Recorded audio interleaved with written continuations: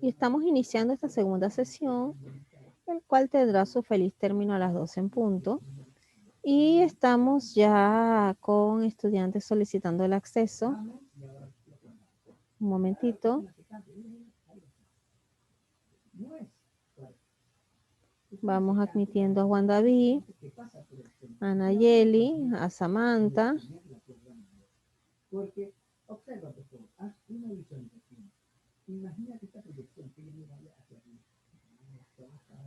Muy bien, y un momentito. Seguimos con el tema. Y nos vamos a nuestro libro, donde vamos a ubicar el neoclasicismo en la página 30. Y lo señala como un movimiento obsesionado, más bien por la forma. Entonces, dice que el origen de este movimiento tuvo en Francia. Y entre las características, pues, había una admiración por los modelos de la antigua Grecia y por la creación renacentista. También hubo un intento de acercamiento al racionalismo y prevalecieron las reglas rigurosas para la elaboración de sus obras. Y tenemos aquí representantes importantes de lo que es eh, esta corriente, como Racine, Molière, Montesquieu y Rousseau. Y tenemos ciertas obras representativas dentro de esta corriente: el discurso del método, el avaro, Emilio o la educación. Por acá en nuestro material, un momento, avanzamos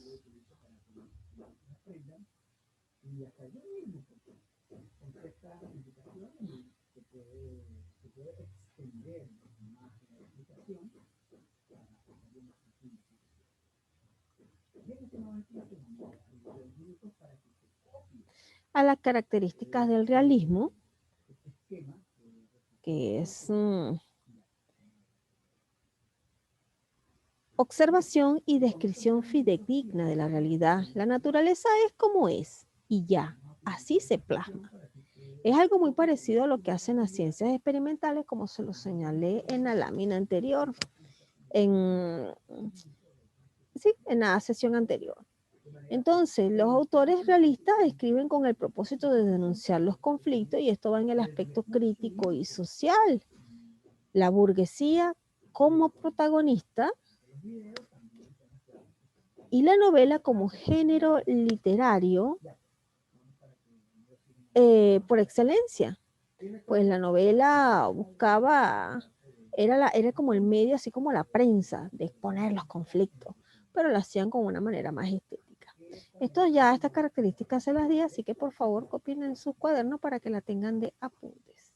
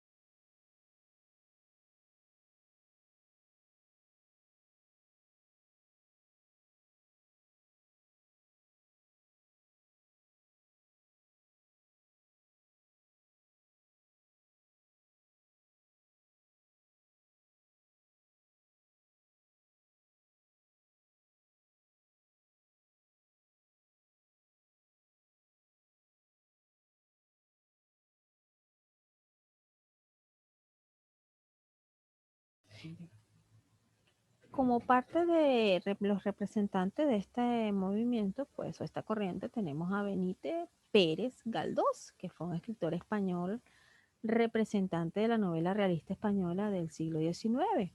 También fue un académico de la Real Academia desde 1897 y nominado al Premio Nobel en 1912.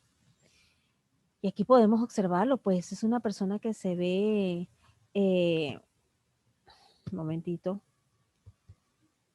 sencilla para ser un escritor, mira, una sencillez que lo caracterizaba y también sus novelas. Anota este personaje dentro de los fueron representantes de esta corriente.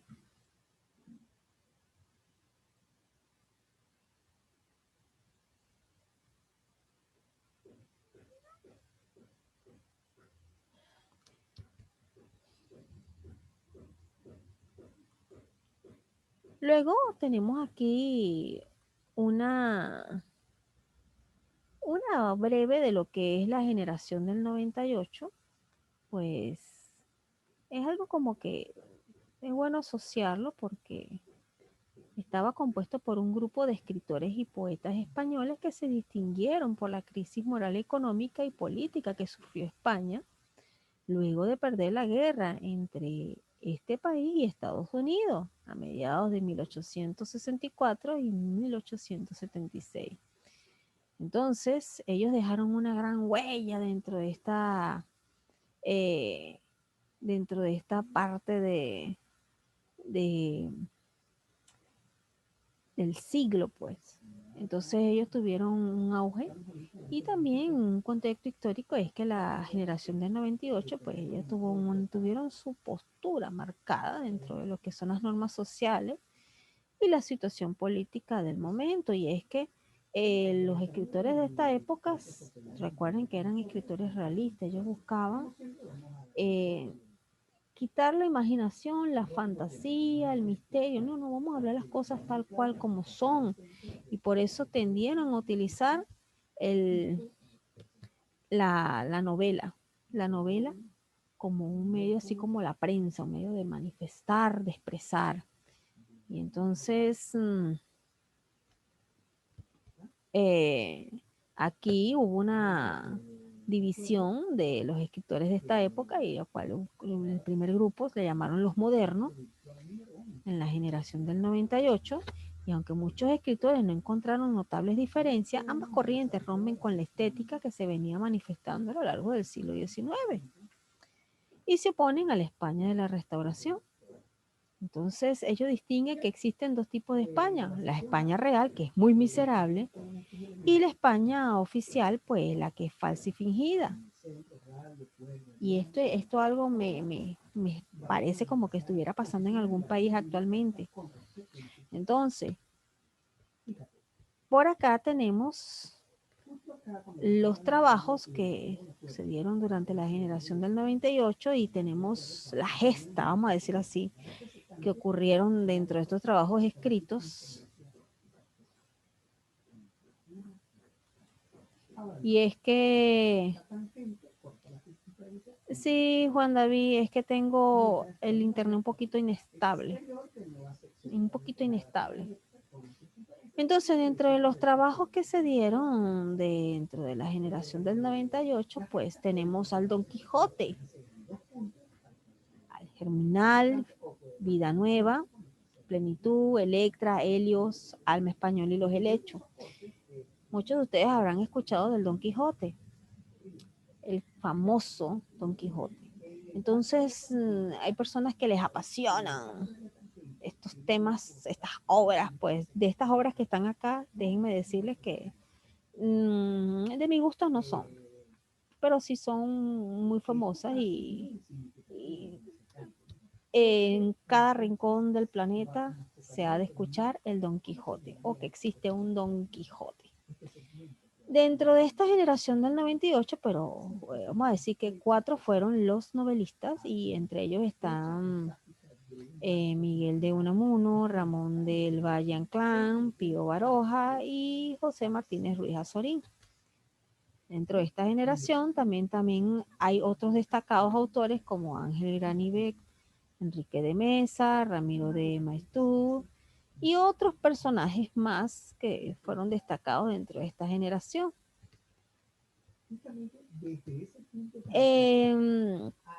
Dentro de las obras que se pueden mencionar, también tenemos una de las narrativas que se llama Platero y yo, que es escrita por Juan Ramón Jiménez, en la cual se relatan las anécdotas, vida y muerte de Platero, un burrito singular. El autor de la obra nació en Moguer, Huelva, el 23 de diciembre del año 1881 y fue un poeta español ganador del Premio Nobel de Literatura en el año de 1956, cuando tenía 76 años, y esto era por sus trabajos literarios, lo cual reúnen varios textos, entre esos está Platero y yo. La importancia de las obras de Jiménez, en especial de Platero y yo, es que representan la transición de la narrativa del modernismo y de las corrientes posteriores para realizar un texto que supere las tendencias románticas, modernistas, superficial, para invocar las experiencias emocionales y reales. Mientras se originaba un movimiento, iba muriendo otro y se iba enlazando otro movimiento, otra corriente. Había una continuidad, había mucha inspiración, había muchos puntos de vista y por eso es que las corrientes fueron cambiando de neoclásicas a realistas, luego vino el otro cambio, vino el modernismo, el romanticismo, y es que estamos analizando no de la misma manera evolutiva, sino que estamos analizando cada una de estas corrientes que se enlazan. Es decir, termina la neoclásica, inicia la otra, y mientras está iniciando la otra corriente, pues se está gestando otras corrientes más. Pues cuando las personas comienzan a leer, empiezan a tener conocimiento, curiosidades y saberes. Hay un dicho machista que dice que no es bueno que la mujer lea, la hace más inteligente. Esa es una frase machista. Pero ¿por qué no es bueno que lea? Porque va a conocer, vas a darse cuenta de que está padeciendo de machismo, se le van a abrir los sentidos, va a ver el mundo de otra manera. Es como que el que estudia, una persona que nunca ha estudiado, dice, no, ¿para qué voy a estudiar? Entonces, ¿qué sucede? Cuando comienza a estudiar, va conociendo, va aprendiendo, y en el medio de esa enseñanza, pues se está dando cuenta de que las cosas que él veía antes, pues ya como que con conocimiento son distintas. Ya sabe lo que es sumar, lo que es restar, lo que es escribir y leer, y saber que si va pasando por una playa y la playa dice playa prohibida, pues ya sabe que por ahí no se va a meter. Pero mientras no conozca la lectura, la escritura, pues sencillamente va a llevar una vida dirigida y errante. Dirigida porque va a tener que siempre pedir opinión a otras personas para saber si lo que está haciendo está bien o está mal. Entonces, ¿qué sucede? A medida que las personas iban redactando estas grandes obras, pues iban sintiendo inquietud e inspiración por otras. ¿Ves? Así como redactaban obras románticas, pues llegó un momento en que ya el romanticismo como que ya está bueno, pasó de moda, ahora vámonos por otra cosa, vámonos por la imaginación, por las cosas sobrenaturales, las fábulas, no sé, vamos a otra inspiración, vámonos a hablar de la realidad, vamos a hablar de los aconteceres, lo que está sucediendo en la política. Imagínense que hiciéramos una novela política, una novela aquí que hable de la política del Perú, de los presidentes. Vamos a ser mejor, a ver, vuelven su imaginación, participen por el chat. Desde que comenzó enero, quítenme el coronavirus, no quiero nada del coronavirus. Desde que comenzó el año, ¿cuántos presidentes hasta ahorita hemos tenido? ¿Qué nombre le pondrías a esa novela? Una novela política. A ver, utilicen esa imaginación. Yo creo que esto sería una fuente de inspiración para un escritor. Desde enero, ¿cuántos presidentes hemos tenido? ¿Ah? Y así ustedes pueden armar una misma novela en base al acontecer diario, y eso la vamos a llamar literatura realista en el ámbito político. ¿Qué te parece? ¿No tienes un título para esa novela? Pues entonces no tienes dotes de escritor. Claro que no. Entonces, eh, por acá, un momento, un momentito aquí con el mouse. Ok. Por acá tenemos la siguiente lámina.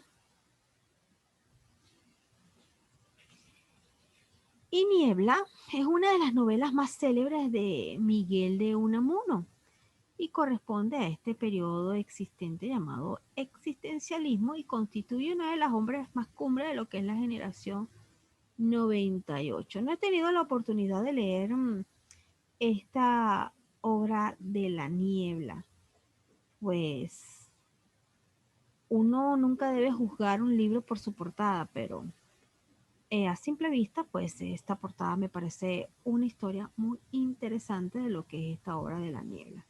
Es que el hecho de que a usted le guste leer obras literarias no quiere decir que les va a gustar todas. Siempre va a haber una diferencia, una por la cual más te vas a inclinar.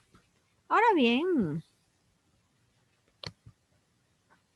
aquí tenemos que en la obra La Niebla, pues narra la situación de Augusto Pérez, un joven rico, licenciado en Derecho, hijo único de madre viuda. A la muerte de su madre no haya qué hacer con su vida hasta que un día, paseando sin rumbo, conoce a una guapa joven pianista, Eugenia Domingo del Arco, de la que se enamora o cree enamorarse y cuya amistad trata de conseguir, cosa que efectivamente logra. Conoce a la familia de ella, que es también huérfana, y vive con sus tíos, don Fermín, y un anarquista místico y doña Hermelinda. Su cortejo es el comienzo rechazado por Eugenia, quien aclara a Augusto que ella ya tiene un novio llamado Mauricio. Ante la respuesta de Eugenia, pues Augusto entabla una relación. Un momento. Bien, ha ocurrido una inestabilidad del internet, ya eso es de mi parte. Su cortejo comienza cuando es rechazado por Eugenia, quien ya le aclara a Augusto que mira, ya yo tengo novio, o sea, ¿cómo me vas a estar a mí cortejando? Yo tengo mi novio, y mi novio se llama Mauricio. Y ante esta respuesta de Eugenia, pues Augusto entabla una relación amorosa con una de las sirvientas ocasionales, y era la señorita que le planchaba, Rosario. ¡Wow! Qué te astuto este hombre, ¿verdad? Me voy a tener que descargar la obra. Ante esto, Augusto decide suicidarse, pero antes decide ir a Salamanca a ver a Unamuno, con quien sostiene un diálogo memorable en el que el autor hace el papel de Dios y Augusto el de la criatura. Augusto recibe de Unamuno, que es Dios, la revelación de que él, o sea, de que Augusto no existe, sino que es una criatura de ficción y que está destinado a morir, no a suicidarse como él pensaba.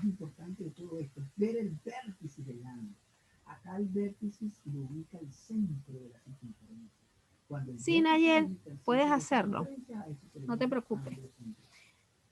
Entonces, ante esto, Augusto se revela y discute el carácter efectivamente real de Unamuno, que es Dios. Lo desafía y le recuerda que él, don Miguel y todos los que lean también han de morir. Abandona Salamanca muy confundido, dejando también muy perturbado a don Miguel, y vuelve a su casa y Dios deja de soñarle. se desnace, es decir, se muere. Es una trama un poco media sombría. Es un poco sombría esta obra literaria. Entonces, ante esto, Augusto decide suicidarse, pero antes, como señala el relato, él decide irse a Salamanca, donde se encuentra con Dios, que es Unamuno, y le dice, mira, tú eres una criatura, y oye, tu fin no es morir, no es suicidarte, es morir. Entonces, Augusto se queda como que, ajá, y ¿cómo así? Tiene como una discusión, pero en relación a esto. Y entonces hay un desafío, pero a la final el chico queda bastante como perturbado, wow. No soy yo, soy una criatura, no debo suicidarme, debo morir. Y bueno, al final del texto pues dice que Dios deja de soñarle y se desnace, pues es decir, se muere. Ahora lo que deja en una incógnita es el por qué él llegó a esto y para poder llegar a esta conclusión, pues hay que leer lo que es la obra de Unamuno. Entonces, hoy hemos estado analizando lo que es la literatura neoclásica, la literatura realista y estuvimos asignando, Juan David que ingresó un poquito tarde, hay actividad domiciliaria contenida en la página 29 de lo que es el Renacimiento. Y con el neoclasicismo, bueno, a manera de repaso, porque estamos a 14 minutos de finalizar la sesión, pues pudimos observar que esto fue un movimiento literario, como todas las corrientes que hemos analizado, donde tuvo una expansión no nada más en Europa, sino también en América, en todas las manifestaciones, y tuvimos mucho que analizar sobre Félix María Samaniego, quien escribió 157 composiciones de una fábula, la cual sinceramente es muy larguísima, pero eh, era porque dentro de estas 57 composiciones Samaniego daba muchas vueltas para llegar a la moraleja, pues, o al fin didáctico.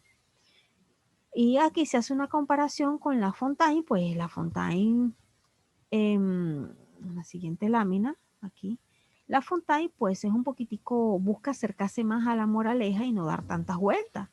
Entonces, estas fábulas, junto con la novela y el ensayo, perdón, estas fábulas junto con el ensayo son características de lo que es esta corriente neoclasicista.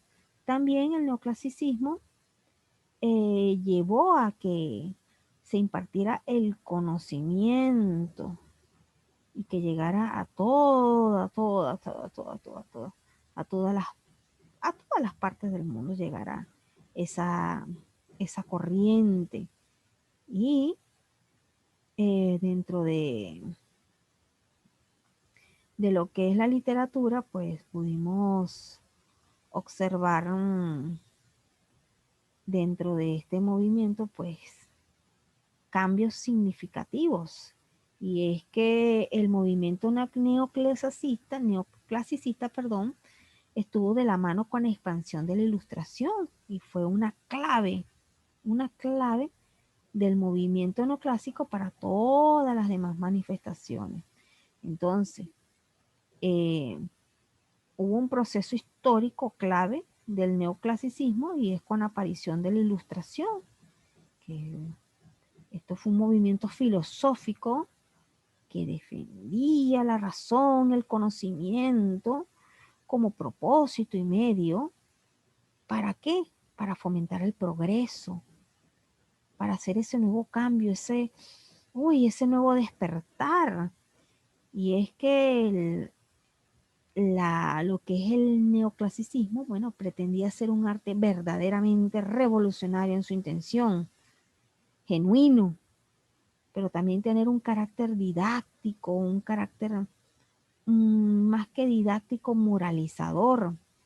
Entonces, su propósito de esta corriente, en todos los aspectos que se dio el neoclasicismo, era la educación y la moralización de la sociedad con miras a la construcción del proyecto moderno. Por eso es que se enlaza con la ilustración. Era algo como que, wow, mira, tenemos el conocimiento, vamos a difundirlo a todas partes. Wow, claro que sí, es muy interesante. Es como que digamos que ahora la educación va a ser gratuita y de buena calidad, va a llegar a todos los rincones del Perú y vamos a tener aquí personal también, porque ¿por qué tienen que irse a Estados Unidos a, para hacer prácticas en la NASA? Vamos a buscar enlazar, tener una sede acá en el Perú que también pertenezca a la NASA, una exageración mía, ¿no? Pero es algo así como un despertar, algo como que busca del conocimiento, vamos a construir proyectos modernos.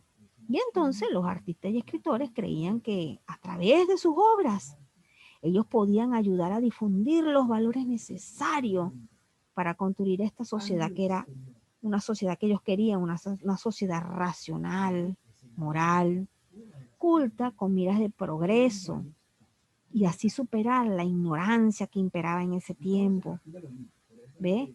A la que veían como madre de la intolerancia. Entonces, ese conocimiento lo querían impartir a todas costas, no nada más en los bajos, en los altos, a todos por igual, un despertar nuevo, que el día de mañana usted se despierte y digan, todos los que cursaron en institución SEBA tendrán la oportunidad de estudiar en la San Marco, en la Uni, en la Pontificia. ¡Wow! Todos van a querer inscribirse en el SEBA, en la institución de nosotros. Va a querer inscribirse porque hay progreso, porque hay conocimiento, porque hay motivación. Y esto tenía el toque, por eso es que se dice que tenía el toque de la ilustración. Ahora, entre los artistas que destacados de esta corriente, pues había una convicción por crear esa estética, ese nuevo sentido que era de la tradición a la modernidad. Ya, deja de estar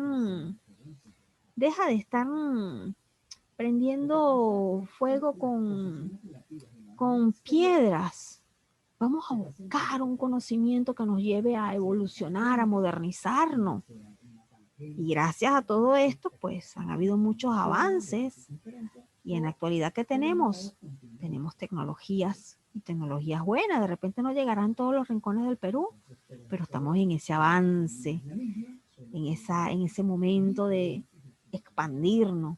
Entonces, los artistas neoclásicos tenían la convicción que ellos podían crear. Ya estamos culminando la sesión y finalizamos con que ellos buscaban crear esa estética que le diera ese nuevo paso de esa transición de la tradición a la modernidad, pero con una escala de valores que consideraban racionales. Entre esos valores estaban, mira, la libertad, la idea de patria, el heroísmo, el espíritu de sacrificio, rigor y autodominio. Entonces, el neoclasicismo tuvo inspiración en el arte de la antigua clásica, tuvo la inspiración más que todo en el arte de la antigüedad clásica. Entonces, esto le da un nuevo sentido, una nueva forma de ver que ya se había visto antes en el Renacimiento. Ese despertar que hubo en el Renacimiento, wow, ya Dios no es Dios el hombre es Dios, ahora es el hombre, el humanismo. Ese despertar hermoso. Ahora vamos a tener una nueva forma de ver al hombre como un medio para inspirarnos nosotros. Y empezó algo parecido en el neoclasicismo, pero lo único que estuvo ligado, el Renacimiento estuvo ligado con inspiraciones humanistas y el neoclasicismo con tendencias de la Ilustración. Pero mientras los renacentistas, ellos iban con métodos para conocer la naturaleza, conocer al hombre, pues los neoclasicistas no. Ellos veían como referencia la moral, en el cual ellos podían fundar ese proyecto moderno. Era para crear una idealización moral, algo nuevo. Pues se dieron cuenta de que había como una falla y la falla había que atacarla desde su origen. Entonces, con la antigüedad clásica como modelo, pues había un interés por el equilibrio, la proposición, la proporción, la simetría. Y entonces aquí se da un nuevo enfoque y se trata de quitar un poquito lo que es en el arte había mucho estilo barroco, y es que no es nada más en la literatura, también en los demás aspectos como la arquitectura y la pintura.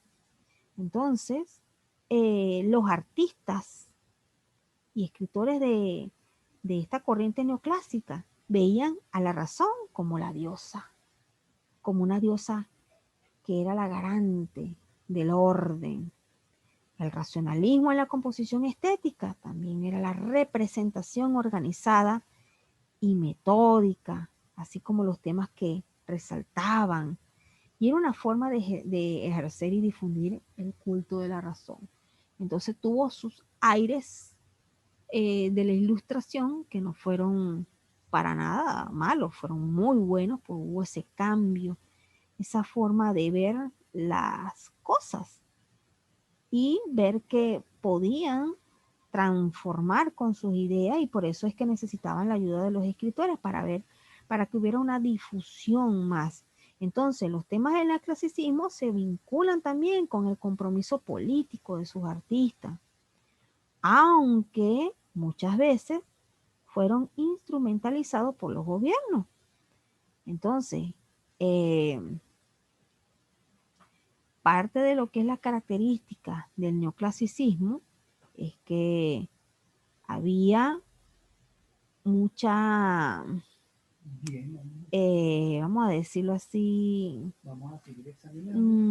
disciplina por buscar soluciones. Y entonces estas transformaciones que ellos buscaban tenían que, para poder llegar a una transformación de lo que ellos querían del mundo moderno, pues había que ser disciplinado.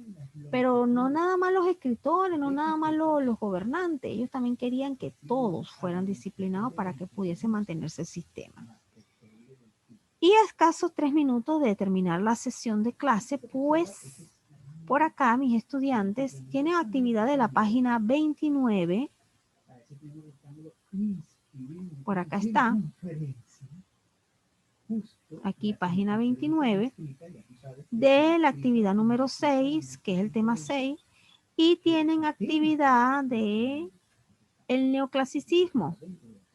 Elabora un mapa mental de la literatura neoclásica. Organicemos la información, van a investigar acerca de Molière, sus datos biográficos, sus obras principales y características de sus obras. Una pregunta personal. Si tuvieras mucho dinero, ¿qué vivirías? ¿Cómo vivirías tu vida? Un momentito. Es una pregunta personal, la pueden responder a su criterio. En el 4 van a elaborar un pupiletra. Perdón, tengo hipo. Van a elaborar un pupiletras que contengan estas palabras que están acá. Está fácil la actividad. Entonces, página 29, página 30 y 31, de la 29 a la 31, para ser más precisa. Tienen actividad domiciliaria. Están súper cortas. No dejen para última hora realizar todas las actividades.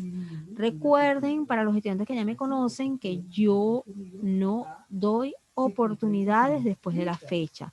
Si la entrega del libro y de las actividades domiciliarias es el 14 las recibo hasta las 12 de la noche, no después de esa fecha, porque hay que ser responsable. Se ha de suponer que usted entró a cada clase o vio cada video y entonces usted tiene que tener sus actividades al día.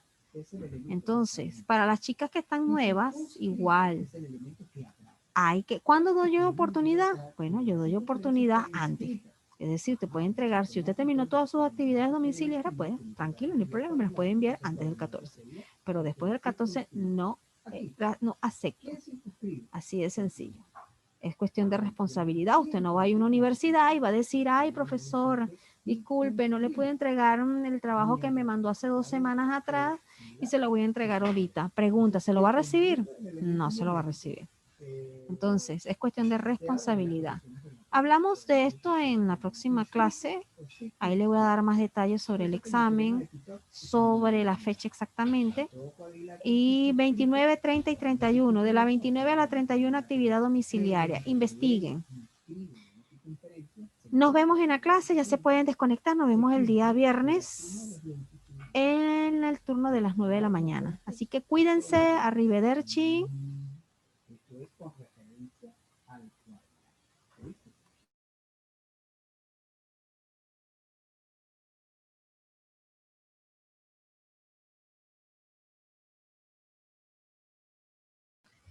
Hemos finalizado ya este curso de literatura de 4º grado con temas interesantes porque hemos visto lo que es el humanismo relacionado con la corriente del Renacimiento y hemos visto también lo que ha sido el neoclasicismo con los toques de la ilustración relacionada con ilustración, corriente que también fue muy buenísima y sería motivo de investigación, pero ya de manera individual. Y nos pareció también interesante lo que fue la literatura realista. Y bien, muchachos, a menos de un minuto ya la plataforma nos está indicando que va a ocurrir el proceso de desconexión, pues nos estamos viendo el día viernes en la sesión de las 9 de la mañana. Cuídense, hagan sus actividades domiciliarias, tomen todas las medidas de bioseguridad. Así que nos vemos.